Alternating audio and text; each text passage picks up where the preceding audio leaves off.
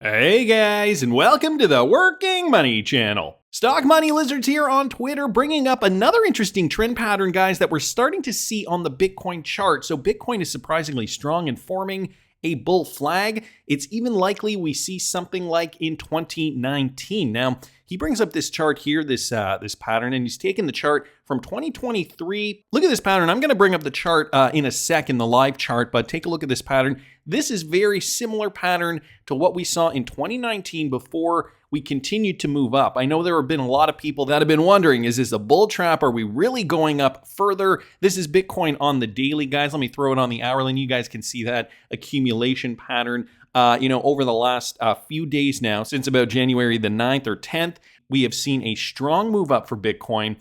And, generally speaking, what retail investors like to see, especially the newbies, is this trend continuing to the upside. Well, the market's got to take a breather every now and then. We got to see some retracements. This is another pattern, though, that I find occurs quite a bit at the beginning of bull runs, where we're continuing to see higher highs and higher lows, but just not at the same velocity as we've seen the market move right before. You guys can see long green candlesticks, a lot of tall volume bars here. Denote very strong movement, a lot of buying pressure, very little selling pressure. Well, here we're still seeing strong buying pressure, but the selling pressure is also getting stronger. But the selling pressure getting more intense, the buying pressure obviously, though, still outweighing it, which is causing the price to continue to move upwards. Right now, Bitcoin is trading at $21,200 per coin. This is great. I mean, the market is moving up, generally speaking. I mean, XRP, remaining relatively flat, but that will change soon. Right now, XRP is trading at 38.8. Taking a look at the entire crypto market right now. Right now, we've got the market cap at $989 billion, so just shy of $1 trillion. We've got Bitcoin up a bit in the last 24 hours. And so, these numbers are really denoting what we have been seeing with this trend change. Let me bring up the Bitcoin chart again just to bring that back up. So market's still going up, but not by leaps and bounds. This is still a positive sign, guys. I'm not counting it out, even if we do see a retracement to the downside. I do think we are in pretty good shape. So in the last 24 hours, we have seen coins like Bitcoin up just by a little bit.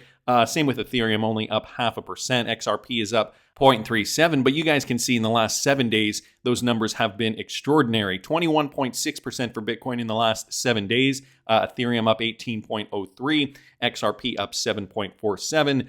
We've also got some other WEF coins like Cardano up 10.31. And Solana, take a look at that, 40.79% in the last 7 days. I'm not counting Solana out. I know because of the FTX collapse, it had been getting a bad rap. Nevertheless, we are still seeing great movement for this particular cryptocurrency since its low back on December the 29th at $8.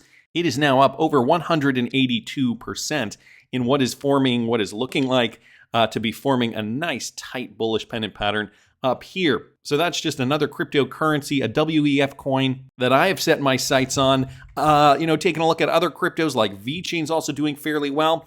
Algorand, I'm just going to take a brief look at some of these cryptocurrencies, some of the ones that I hold. Algorand's also doing all right. I would expect Algorand to be performing better, but each crypto has got its day in the sun, and for many reasons, cryptos will vacillate. Some will do better than others during different time periods. Even just taking a look at XRP again, you guys remember back in September when XRP saw this rally, this 75% rally roughly, when no other cryptocurrency was really rallying and everybody was wondering what the heck was going on. Well, this happens from time to time. So, just going to keep an eye on the market, continue monitoring what's going on. Well, for XRP, guys, we're getting some excellent news coming out of Australia. This one from Neil Smith. Ripple now dominates Australian crypto exchange volumes. So get this, guys. For cross-border payments specifically, Ripple, the cryptocurrency, XRP is now dominating trading volumes at some of Australia's leading digital exchanges as international payments emerge as a primary use case in Australian digital asset markets. San Francisco-based Ripple Inc. issues cryptocurrency for international remittances under the code XRP, and for the 24 hours to Wednesday, the token accounted for 82% of all cash volume on independent reserve exchanges and 62% of all cash volume across Melbourne-based BTC markets. So guys, XRP taking a large chunk of that volume. The Ripple volume compared to less than 1% on larger overseas exchanges such as Binance and Coinbase, where cash volume is denominated in Bitcoin leaders, Bitcoin and Ethereum. BTC Markets Chief Executive Caroline Bowler said Ripple-denominated trading volumes on the exchange, because BTC Markets was a Ripple on-demand liquidity provider, so an ODL provider in Australia. She says effectively ODL helps companies manage cross-border payments without requiring correspondent banking and pre-funding costs. And this is why we're seeing the XRP cryptocurrency thrive in terms of trading volume in the country of Australia. It uses XRP to help facilitate part of this process, hence the trading volumes on our platform. So guys, a lot of XRP trading volume, some of the highest now we're seeing in Australia because of on-demand liquidity. And the amount of companies that are now hopping on board to that particular type of service, Ripple transactions accounted for $10.2 million in a 24-hour time frame on the Sydney-based Independent Reserve, which is far more than all cryptocurrencies combined over the period. So this is where the real-world utility is starting, and this is where we're going to see XRP transactions, XRP volume really thrive on these exchanges. I mean, they're kind of patchworking together, a network of crypto exchanges. I guess this is how they're going to get started. I feel, though, in the future, we're going to likely move away from the BitSos and the Bitstamps and whoever else is an ODL provider of XRP. And I think there will likely be a handful of service providers that provide the liquidity for XRP in a way that's less hodgepodge and more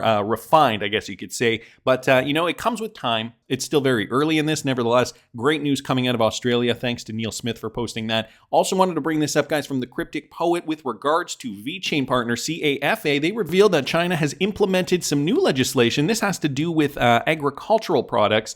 So VeChain blockchain is set to attain even deeper roots in the Chinese food industry, which is a huge industry. VeChain partner China Animal Health and Food Safety Alliance, or CAFA, revealed that China has implemented laws that will make food traceability mandatory. So guys, you know what this means? All the food that is exported from China is going to be traced and will likely have to be traced on the blockchain. Considering CAFA is a VeChain partner, you can probably guess which blockchain they're probably pushing. CAFA notes in a news release that the legislation is titled Revision Law on the Quality and Safety of Agricultural Products. The bill came into effect on January the 1st, 2023. A section of the legislation will essentially strengthen food safety protocols through certification and traceability systems. So, another use case, blockchain technology used for supply chain management. And I mean, all around the world, there have been supply chain issues. I think we can probably all agree on that. Here we have a company, namely VeChain, and their partners. I mean, they've already got tons of partners here. One of them is already lobbying the Chinese government and saying, hey, agricultural products, certification, this needs to be traced. We can't have tainted food supplies. So, we need to be able to trace this. We need to be able to be responsible and, track the business that we're doing. VeChain, obviously, this is what it was created for, and so likely going to be a big player in that regard. Anyway, great news there from the Cryptic Poet. Wanted to thank him for posting that. Mike Manfield here on Twitter also mentioning this, guys. This has to do with a Ripple partner, Limeway, and how they're forging a partnership with Hokodo. So Hokodo and Limeway forge B2B BNL marketplace partnership. The European leader in B2B buy now, pay later, Hokodo, and leading pan-European payment institution for marketplaces, Limeway, have announced a partnership that will enable B2B marketplaces to offer buyers trade credit online, while enabling sellers to benefit from upfront payment risk protection and full regulatory compliance. Throughout the past 5 years, there has been a 94% growth in online B2B purchases, while another study predicts that 80% of transactions between B2B buyers and suppliers could be conducted online by 2025, underscoring the need for B2C payment experiences to replicate the ease of fluidity of the existing B2C payment space. So they're projecting that 80% of their transactions are going to be going online by 2025. That would be 4 out of 5 of those transactions. And I mean, considering the way we've been going, digital contactless payments, the surge, the Amazonification of shopping, all this makes complete sense. The success of a B2B marketplace depends on many drivers, but the payment experience remains key. So, the payment experience needs to be frictionless. Of course, RippleNet, the XRPL, they provide that seamless, frictionless service. And so this is why companies love to partner with Ripple. In order to stand out from the crowd, B2B platforms must rely on the best payment technologies. It is therefore only natural that two marketplace experts have joined forces around common values and ambitions. Both have a tailored approach. Hogoto reduces the rate of non-payments thanks to a scoring system that evaluates the buying power of businesses in real time. Meanwhile, Limeway reconciles payments and helps the platform to comply with payment regulations. So sounds like a very strong partnership. Obviously, leveraging the XRP out will help with that as well. So wanted to thank Mike for posting that. Also saw this, guys, from the Wrath of Kahneman here, a new report. So a report that just came out this month by the UN. Okay, cryptocurrencies in Africa. They speak of BTC, so Bitcoin, and stablecoins generally. They talk a little bit about smart contracts with regards to Ethereum, but they also have a decent passage noting XRP, guys, regarding cross-border payments. So really kind of hitting, all the salient points, all the most important, at least in their eyes, the most relevant, I guess I should say maybe relevant cryptocurrencies. The ability to make payments through cryptocurrency in as little as seconds enables more rapid movement of money along the supply chain among buyers, shipping companies, sellers, etc. MSMEs in cross-border trade can have faster access to finance from banks and other financial institutions from securing liquidity for businesses. One example of this is Ripple's cryptocurrency XRP and its cross-border payment network for hundreds of financial institutions globally. So making a strong point here, it seems, to mention Ripple, XRP can bridge two local fiat currencies on either side of the cross-border transaction within 3 seconds at a small cost for financial institutions throughout Ripple's line of credit service. So also bringing up the line of credit service, right? Because, in a lot of these cases, these banks obviously still don't, or still are maybe a bit apprehensive to carry XRP or carry any crypto for that matter on their books. So this is why Ripple came out with this service to begin with, where they can borrow the XRP and they can pay the service back in installments or however they decide to do it. So these transactions can be completed using XRP at a locked-in exchange rate, and credit can be repaid later on a convenient schedule, thus securing upfront capital for processing trade payments. It is noteworthy that, as with many other cryptocurrencies, transactions through XRP are subject to risk price volatility. So as we know, XRP is still very volatile. And, they've obviously mentioned this because they don't want people to be blindsided by this.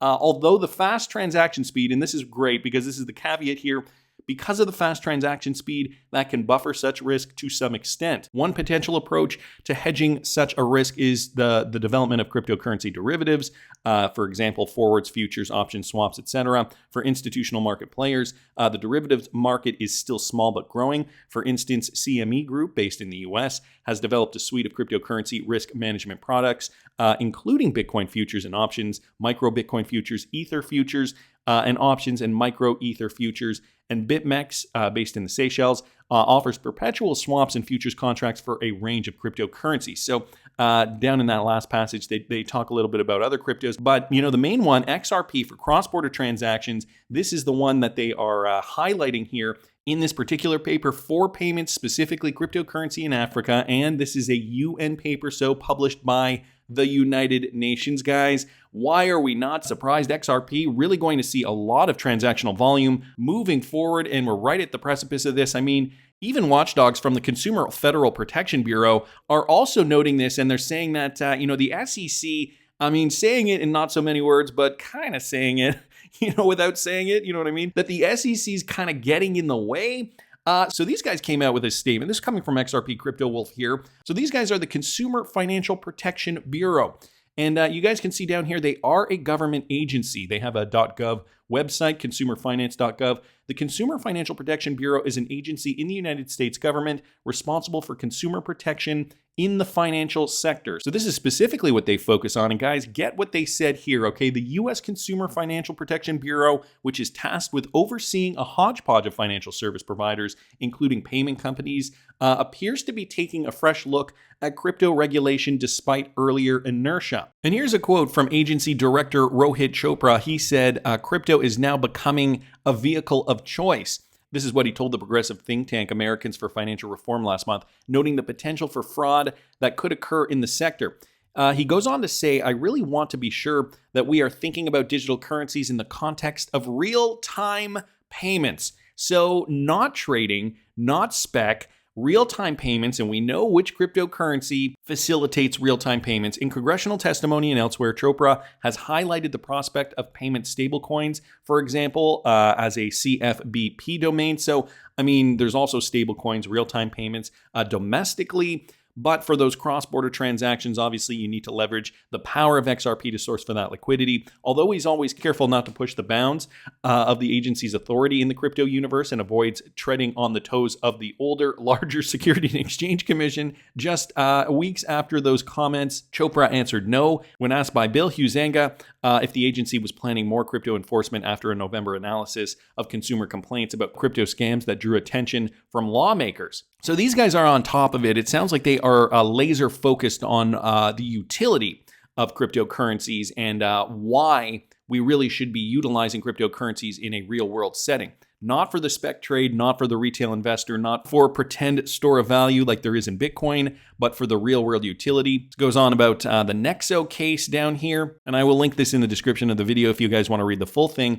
Key applications. So the CFPB is asserting power over crypto solutions that bring financial products to customers, even as the CFPB avoids treading on SEC territory. It's still trying to find a foothold. The most pressing application of its authority is crypto in Regulation E, which the Nexo decision name checks repeatedly. The measure gives the Bureau authority to oversee non-investment electronic fund transfers, monitoring for failures that get in the way of consumers moving their money. So stablecoins, obviously a big part of this. But again, guys, you cannot have an economy without foreign trade. And of course, XRP also, I think, will, probably spur on more countries, and dare I even say the United States, to really gear up and maybe start implementing stablecoin adoption quicker, just because now we'll have the mechanism to transfer the stablecoins, convert to other stablecoins, leveraging that XRP for liquidity. So, a lot of moving parts. Of course, all this has to be regulated, and not just in the United States, but globally. And we're slowly working our way towards this. The SEC Ripple verdict hopefully coming to a positive end. Sasha Hodder here on Twitter, being a bit pessimistic about this. Ripple claims it spent nearly $100 million to defend itself against the SEC. There have been 730 court filings over the past 2 years, and the next one will finally give us a winner. And she says here, without really any explanation, I think the SEC will win. Okay, but why? Michael down here saying, can I get some context around the tweet, please? This whole lawsuit can't be dismissed this easily based on this opinion. Belisarius, John Deaton would really appreciate it if you chimed in on this. Well, Bill Morgan here at Belisarius 2020, he did chime in. He says, I think she is referring to the summary judgment decision, which will obviously decide who wins on summary judgment, or if the matter goes to trial, in which case there will be more filings. I ignore lawyers who make bare assertions that Ripple will win or lose unless they give reasons that show they have read the key filings. Otherwise, I treat it as a legal subspecies of FUD. I love that description there.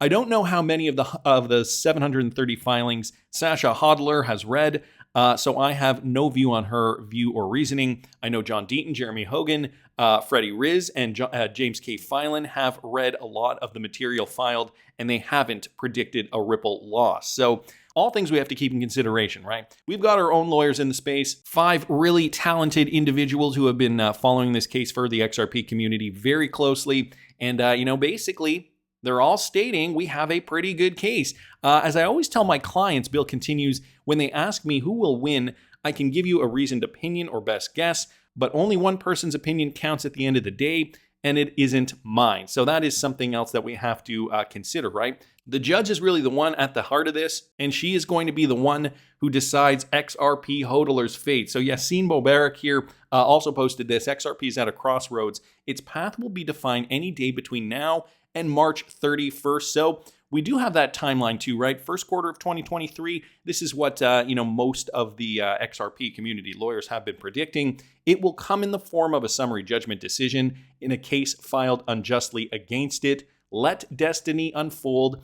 And all the money here at Real Lisa Daily posted this. Okay, here's what I think will happen. And guys, this is an interesting perspective here because it isn't just an all or nothing result. A lot of this is going to be very nuanced. And so what could we expect? There's a lot of people in the XRP community that actually agree with this.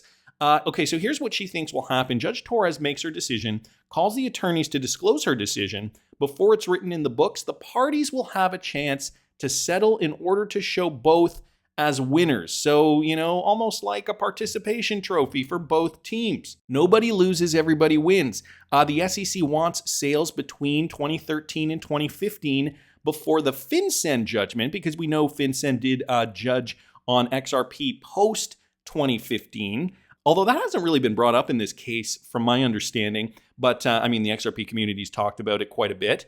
Everything after 2015 are not securities. Ripple pays a fine. Both sides can be seen as winners. XRP becomes the first altcoin to have clarity. And I think that that's going to be the most important thing when XRP gets the clarity, and it is the only altcoin with clarity. Guys, you know how much money is going to be flowing into this thing? The FOMO is going to be off the charts.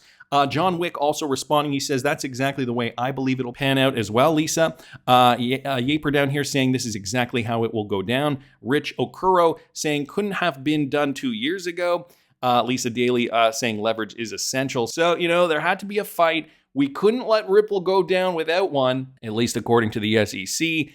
Does this actually happen in the legal world? Asks Crypto Mango here on Twitter. I agree. Judge Torres will favor both sides. Coming to a settlement works out for everyone while giving clarity to XRP. LVXRP here also commenting, and I think this is very astute. The SEC cannot lose, and that is a great scenario because it will give them the ability to launch massive lawsuits against every other coin that they want. It would also create so much fear in the market that money would flow into XRP to be protected. As I said, this could be a black swan event where the money moves, guys, from the crap coins to XRP. When I mean they cannot afford to lose, it would take their credibility away, and we all know the government does not want that. So if there is a favorable ruling where the SEC wins 2013 to 2015 sales, but Ripple gets everything after 2015, this would certainly spell out a positive verdict for XRP holders. And not only that, even for the SEC, lawsuits would resume against all the crap coins, while XRP hodlers would keep getting richer in this scenario. That's just my opinion, but I want to hear what you guys think. Please subscribe to the channel if you haven't already. Like the video if you like the content I'm providing. I always love hearing your comments. See you in the next one, guys.